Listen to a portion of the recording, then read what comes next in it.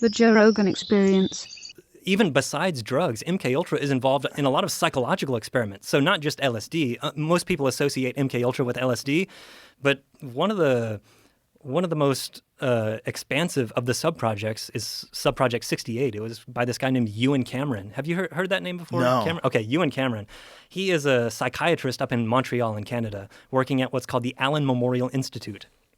And Gottlieb wanted to expand MKUltra besides drugs because he already had a lot of people doing drug experiments. So he wanted to see if there were psychological techniques that could be used to manipulate a person. So not just in an interrogation, but can we actually control a person's personality? Can we make them behave in certain ways, make them do something? So the idea that Ewan Cameron had come up with before the CIA is involved, I should mention, Ewan Cameron is a behaviorist. So he thinks that all behavior is a result of nurture, not nature. So it's the environmental input that causes a person to behave a certain way. And he thought that if you could bring a person back down to a blank slate, remove all the environmental inputs that have been put into them, and then you can build them back up in your image into whatever you want them to be. So his idea to bring someone down to the blank slate was to induce enough stress that they forgot who they formerly were. And so you reduce them to the blank slate, and then the CIA is really interested in, if you could do that, then you could form them into whatever. So Ewan Cameron, his main goal is to try to figure out what can induce enough stress in a person to bring them down to that blank slate. And so he performs a lot of experiments. His most famous one is called psychic driving, where he was doing a therapy session, quote unquote therapy, with one of his patients, and he was recording the session, and she said something about how, my mother when I was young used to tell me blah blah blah. She said something negative to her, and so Ewan Cameron rewinded that on the tape that he was recording and made her listen back to it and said, "Hey, I want you to listen back to what you say your mother used to say to you." When he rewinded the tape and played it forward, as soon as the woman was kind of quoting her mother and she listened to that herself on the tape, she recoiled. And Cameron thought, oh, you have a negative reaction to that. So he rewinded again and again and again. And he kept rewinding it. And she just got more and more emotional, had this more and more kind of visceral reaction to what she was saying her mother used to tell her. So this led Cameron to develop the concept of psychic driving, which is you record some kind of negative message and then you make someone listen to it for thousands and thousands and thousands of times for weeks on end, for hours every day. All their waking day, they basically are strapped into a headphone that is playing this negative message, and it will break them down over time. That's how you induce enough stress to break them down to the blank slate, and then you can record a positive psychic driving message to build them up into whatever image you want them to be. So that was his initial idea. But was it based on anything? Not really. It was just based on he had this one encounter with this woman and she had a negative reaction. And he's just trying to induce stress. This obviously seemed to induce stress in her. Therefore, we're going to start playing these negative tapes to them. So it was just his idea? It's just his idea. He was known for doing this kind of thing, like kind of spur of the moment. In fact, there was one kid, basically, who had been at this Allen Memorial Institute where Ewan Cameron was. He eventually had gotten out, but he had tried to commit suicide, and so he was sent back to the Allen Memorial Institute. But the way that he had tried to commit suicide was to close the garage and have the CO2 build up with a running car, and then he would, breathe it in and pass out and die. That ended up not working. However, when he went back to the Allen Memorial Institute, Ewan Cameron thought, his personality seems like a little bit better than it was when he was here before. Maybe CO2 can influence someone, and so he sent out some of his assistants to go buy CO2 canisters, and we're going to start giving this to people. But it turns out the assistants knew that this was completely unethical. There's no medical basis for anything. And so they lied to him and said, oh, the canisters were way more expensive than we could actually afford, so we can't do that. But so he was trying to find any way that he could have a breakthrough to cure mental illness, and he was using his patients as guinea pigs, Complete basically. guinea pigs. Complete guinea pigs. What was the result with the woman? The woman where they played the negative recordings? There are dozens and dozens of people who that happened to. I don't know about her in particular because I don't know if she's actually named in the documents. So I don't know. Did any of these experiments have a positive effect? Did it work? Hardly. So that was only... I shouldn't even say positive. I should say were they effective? No. For the most part, the people who he did his practice on came out way worse than when they went in. So psychic driving, that's initially what got the CIA interested in Cameron. So it's important to keep in mind, it's not that the CIA told Cameron to do this. He's doing this on his own because he thinks he's going to cure mental illness by having this radical breakthrough where we break them down and build them back up, and we can build them back up and make them forget their schizophrenia or depression or whatever they have. The CIA reads his article about psychic driving, and they think this is the kind of thing we're interested in. So from that point on, they start funding him not only to do psychic driving experiments, but also he does puts people in chemical comas for months on end. And while they're in these chemical comas, he would put an audio device next to their pillow playing these psychic driving messages. And he would put them in sensory deprivation chambers for weeks. You know, they would have goggles over their eyes, earmuffs on their ears. They would have cardboard tubes over their arms so that they couldn't feel anything. And they would just be in a room for weeks on end. The idea, again, being to induce enough stress so that it breaks them down so that you can eventually build them up. But one of the saddest stories in the book, really, is of this woman named Mary Morrow, who was one of the patients of Ewan Cameron in Montreal. The sad thing about her especially is she had been a resident in training at the Allen Memorial Institute under Ewan Cameron. So she had been training to be a doctor under him, and she had administered some of these techniques, including electric shock. So that's one of the things, too. We would put these electrodes on the heads of people, and he would continually shock them until, again, the idea was to reduce them to, in one case, he says, an infantile-like state where they lose control of their bladder, they can't eat, they can't talk, they can't go to the bathroom on their own, they can't put on their own clothes or anything like that. So she was in charge of administering some of these, therapy sessions or whatever they would call it, but just basically torture to these people. She ended up having almost kind of a psychotic break herself. She became anorexic, and she failed her neurology exams, and so she went into a really deep depression. She attempted to commit suicide. That didn't work. She was admitted to the hospital, to another hospital. Ewan Cameron came to visit her, and he said, "I think you should come back to the Allen Memorial, not as a doctor, but as a patient, and let me treat you." So she ends up going back to the Allen Memorial as a patient, and she thought to herself that it's going to be okay. They're not going to do the electric shock to me because you had to sign a consent form and, for that to happen to you. The people who are signing the consent forms, they don't know how bad it's actually going to be. They're just signing their name. But she knows, I haven't signed a consent form, so they can't do that to me. But it turns out in the time since she went to the hospital and came back, they had stopped doing the consent forms, and he would just do this on whoever. And so they ended up doing this electric shock treatment on her. And, afterwards, she would be babbling, incontinent, couldn't put on her makeup or clothes or anything. Eventually, she would call her mother after some of these treatments, and her mother knew something was going on because she just became more and more incoherent as time went on. So the mother sent Mary's sister, Margaret, in order to go to the Allen Memorial to basically bust her out of there. So the sister walked in the front door and said, "I'm not leaving until I see Mary. I'm going to call the police if you don't let me through." So eventually she goes to her sister's room, opens the door, and Mary is sitting there just with wide bug eyes, doesn't even recognize her sister. It takes several days for her to figure out where she actually is, and then she gets busted out of there. So it's a very... Was it reversible in any way? Was it...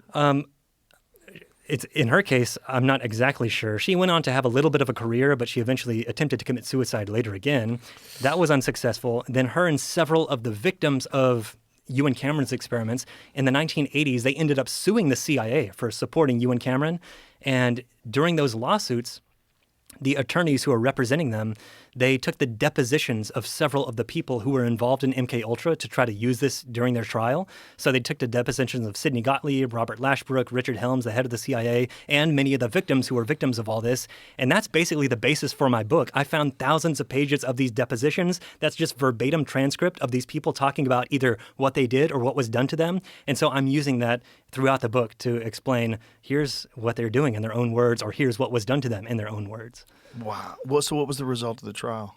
Oh, well, so it was actually settled out of court before it went to trial. So the CIA gave the plaintiffs $750,000 to be split among them. But, after attorney's fees and everything, it doesn't really amount to much anyway. So, they settled out of court. They got a little bit of money, but it never went to trial. And so these depositions, though, since it never went to trial, these were just in the papers of Joseph Rao, who's the main lawyer who was involved in this case. And when he passed away, his papers were donated to the Library of Congress that had all these thousands of pages of depositions in there, 823 pages of which are Sidney Gottlieb testifying about what he did in MKUltra. And so I was rooting around the Library of Congress and happened to find them. So that's how I found basically the basis for what this book is. Wow. I wonder how much of that woman's psychological breakdown had to do with the guilt of performing those experiments on people and realizing that it wasn't doing anything what he thought Ewan Cameron thought it was going to do. In fact, it was destroying people's minds. Yeah, maybe some. I mean, it's just speculation because I'm not sure, Yeah, but of course. that had to have weighed on the consciences. There's in what was called the sleep room, Ewan Cameron's sleep room. This is where they would do the chemical comas. One of the nurses, I have kind of her diary entries basically describing what she was seeing. And she does seem to be pretty reluctant to have done what she was actually doing. And Ewan Cameron, she said, would often come over to her and pat her on the back and say, you're helping these people, just trying to coax her along to go along with what he was telling her to do. Ewan Cameron seems like a complete madman. Like he was almost like too good to be true. Not too good, but too like mad scientist to be true. Was he on any sort of drugs? I mean, I've never seen anything to indicate that he was on drugs, but he definitely had almost like a messiah complex. He thought, I'm going to be the one to win the Nobel Prize in medicine because I'm going to cure all mental illness through this psychic driving or whatever it was. He was going to be the next Sigmund Freud. He really had delusions of grandeur, just like I think Jolly West did as well. And so I think that drove a lot of what he was doing. His patients were just a means to his own end. They're the guinea pigs that I can use to prove that these medical techniques actually work, and therefore everyone's going to praise me because I've cured, schizophrenia or whatever it is. I'm just always suspicious of something that someone has that kind of access to all sorts of compounds, and then you're experimenting on people, and especially with things like amphetamines, which do tend to make people a little less empathetic and a little more driven. I would be very curious to see if he was interested in anything like that. Yeah, I don't remember specifically for him in that case. Many of the people who are either running the sub-projects or approving them, like Sidney Gottlieb took a lot of LSD. He was, when the CIA got LSD, before it gave it to other people, the first thing they did was try it for themselves to see what actually happened. So Sidney Gottlieb took it multiple times before he ever even gave it to people to understand what it was like. Wow. And, one of the physician who was the attending physician the first time he took LSD, because they did it in kind of a controlled setting with several other people there, a guy named Harold Abramson. And for anyone listening who knows much about the Frank Olson incident, Frank Olson is a guy that would later be dosed with LSD. He would go out the hotel window in New York. And Harold Abramson is the guy who Sidney Gottlieb and Robert Lashbrook, they took to New York to get treatment from Harold Abramson afterwards. So he had this CIA connection. Wow. The reason why I brought up amphetamines is because I feel like it might be one of the unheralded or undiscussed drivers in a lot of like psychopathic behavior that we see in our culture today. I think there's a lot of people on prescribed amphetamines that operate in a way that is very, very much like a functional meth head. You know what I mean? And I would wonder, like, if you were in charge of doing something this evil, just running experiments where you're destroying people's minds and you're getting no positive results. None of it's working, yet you continue to do it. And you even do it to people that used to be involved in the program, like that poor woman. Like, what's the psychological profile of that guy? Because he's obviously mentally ill, which is fascinating, right? It's fascinating that a mentally ill person is working on a mind experiment program. Because there's no way he's not mentally ill. Like, to have no empathy to these people that you've tried all this stuff on, and not only has it not been effective and not rid them of mental illness, it's made them far worse. Yeah, for Ewan Cameron, I feel like he definitely lacked empathy, whether that's some kind of medical thing or whatever. There are a couple of people in the book, I think, who are like that. One of them is Ewan Cameron. Another is George White, who is in charge of Operation Midnight Climax. He was in it just for the fun of it. He would dose his own friends with LSD just to see what would happen. There's one story in the book.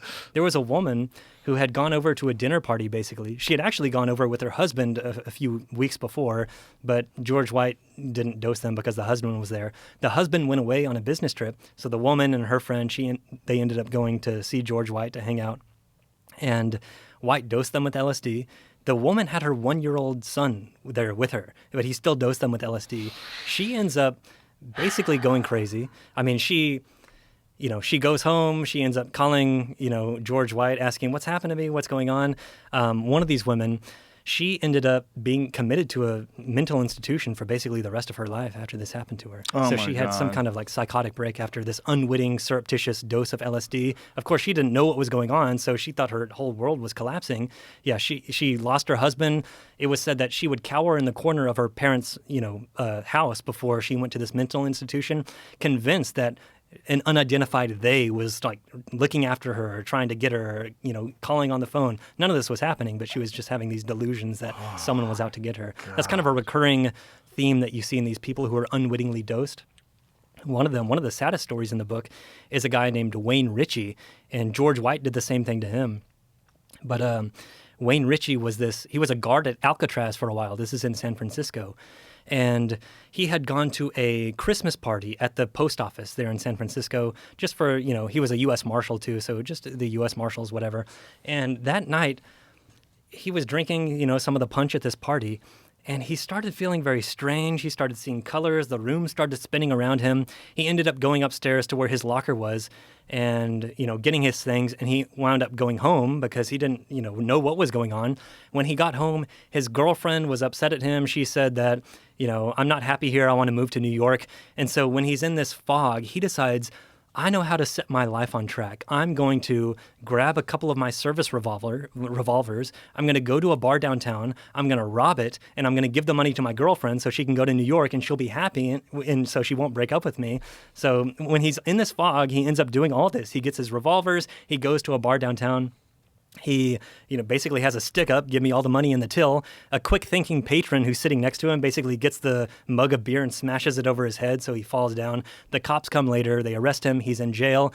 After a day or two, he kind of sobers up and kind of awakens from this fog, and he doesn't know what happened to him. At that point, he ends up losing his job, losing his friends. For the next 30, 40 years, he doesn't know what happened until in 1999, he was reading the Washington Post, and he saw an article describing MKUltra, and two things in particular stuck out to him. One was George White, whom he knew back in the days when he was a U.S. Marshal, and the other one was a description of LSD.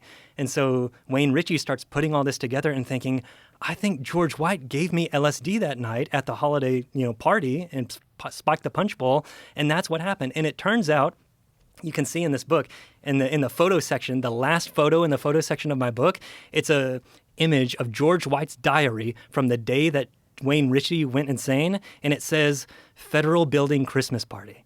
So he was there at the Christmas party. Wow. Imagine being that guy reading that article 30 years later, realizing this guy ruined my life for fun. Yeah. So he ended up suing the CIA, but the judge said that he couldn't prove that he had been dosed with drugs, so they couldn't rule in his favor, and so that was it. Oh, Jesus. Yeah, but there are dozens of stories like that. What a fucking psycho. Yeah, What a insane. fucking psycho. So he's dosing up the punch bowl, ruining lives. And he knows how messed up it is, because by that point he had done this to multiple people and caused them to lose a lot, So he knew what he was doing at that point. God, yeah. this is just what happens with people when they have that kind of unchecked power and no oversight.